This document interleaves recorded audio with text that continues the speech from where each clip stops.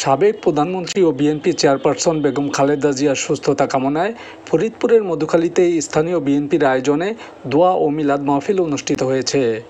বুধবার বাদ আসর মধুখালীর জাহাপুর উচ্চ বিদ্যালয় মাঠে দোয়া মাহফিল অনুষ্ঠিত হয়।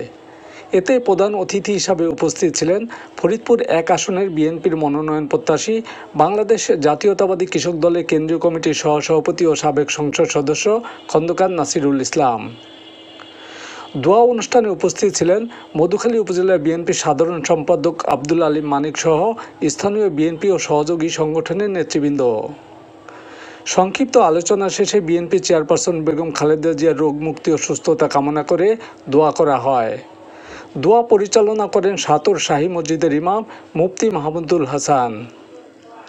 অনুষ্ঠানে বিএনপি যুবদল, ছাত্রদল, স্বেচ্ছাসেবক দলের নেতাকর্মী ছাড়াও স্থানীয় বিভিন্ন শ্রেণী পেশার মানুষ উপস্থিত ছিলেন।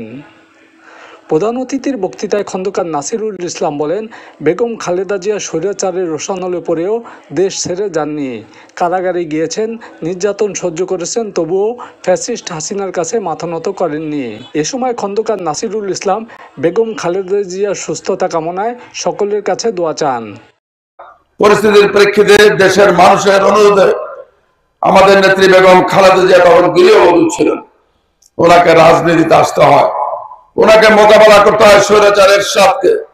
স্বৈরাচারের সাথে সঙ্গে সাথে মোকাবেলা করতে যে উনি বহু ঝড় ঝঞ্ঝা পেরিয়েছেন। যখন ঘোষণা দিয়ে অনেকেই জাতীয় বেঈমান সেজেছিলেন, সেদিন উনি বেঈমানি করেননি, দেশের মানুষের সঙ্গে উনি নেমক হারামি করেননি, যার ফলশ্রুতিতে এদেশের মানুষ 91 সালে তাকে বিপুল ভোটে বিজয়ী করে রাষ্ট্রীয় ক্ষমতা অধিষ্ঠিত করেছিল।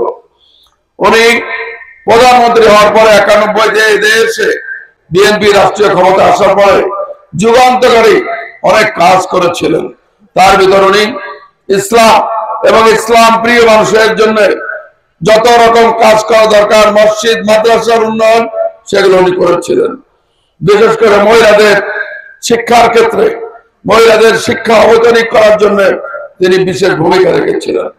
বিভিন্নভাবে ষড়যন্ত্র করে সেদিন শেষ প্রান্তে এসে আওয়ামী লীগ এবং জামাতে ইসলাম, এই জামাতে ইসলাম সেদিন আওয়ামী লীগের সঙ্গে মিলে আন্দোলন সংগ্রাম করে দেশকে একটা অরাজক পরিস্থিতি সৃষ্টি করেছিল, আপনারা জানেন। তারপরেও 1996-তে নির্বাচন হয়, সেই নির্বাচনে নিরঙ্কুশ সংখ্যাগরিষ্ঠ অর্জন করে রাষ্ট্রীয় ক্ষমতা আসেন এবং প্রধানমন্ত্রী হন। সেই পার্লামেন্টে আপনাদের এলাকার সন্তান হিসাবে আপনাদের সমর্থন নিয়ে আমি পার্লামেন্ট সদস্য নির্বাচিত হয়েছিলাম। বন্ধুরা আমার, অনেকে ওনাকে অনুরোধ করেছিলেন যে আপনি এমার্জেন্সি ঘোষণা করুন, আপনি সামরিক বাহিনীর সহায়তা গ্রহণ করুন, কিন্তু সেদিন উনি এই সমস্ত কিছুই করেননি।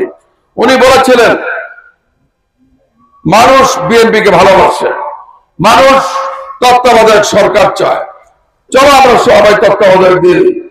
তত্ত্বাবধায়ক সরকার নিরপেক্ষ নির্বাচনের মাধ্যমে যদি আমাদেরকে ক্ষমতা আনে, আমরা ক্ষমতায় থাকবো, না হয়তো আমরা ক্ষমতায় থাকবো না। ভাইয়ের আমার, 96-তে নির্বাচন হলো, 12 জুনে সেই নির্বাচনও এই জামাত এবং আওয়ামী লীগ মিলে ষড়যন্ত্র করে অল্প ভোটের ব্যবধানে সেদিন বিএনপিকে হারিয়েছিল। কিন্তু বিএনপি কোনো এই দেশে ধ্বংসাত্মকমূলক কোনো কাজে লিপ্ত হয় নাই, কোন জ্বালাও পোড়াও কিছুই করে নাই।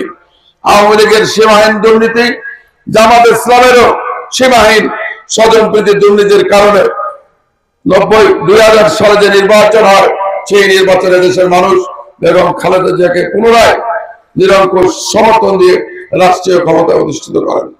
বন্ধুরা আমার, উনি এই দেশকে আস্তে আস্তে করে বিজয়ের দিকে, উন্নয়নের চরম শিখর দিকে নিয়ে যাচ্ছিলেন। তখন দেশীয় এবং আন্তর্জাতিক ষড়যন্ত্রের মাধ্যমে ওনাকে নানাভাবে বিব্রত করা হয়। উনি কিন্তু কখনো দেশ বিরোধী কোনো কাজ করেন নাই, উনি কিন্তু কখনো দেশের স্বাধীনতা বিরোধী কোনো চুক্তি করেন নাই। শেখ হাসিনা বিভিন্ন ষড়যন্ত্রের মাধ্যমে 2008 সালে রাষ্ট্রীয় ক্ষমতা আসার পরে অন্যায়ভাবে জুলুম করে, জোর করে ভোটারবিহীন নির্বাচন করে, দিনের ভোট তাতে করে উনি এই দেশ থেকে গণতন্ত্র উচ্ছেদ করে ছেড়েছিলেন।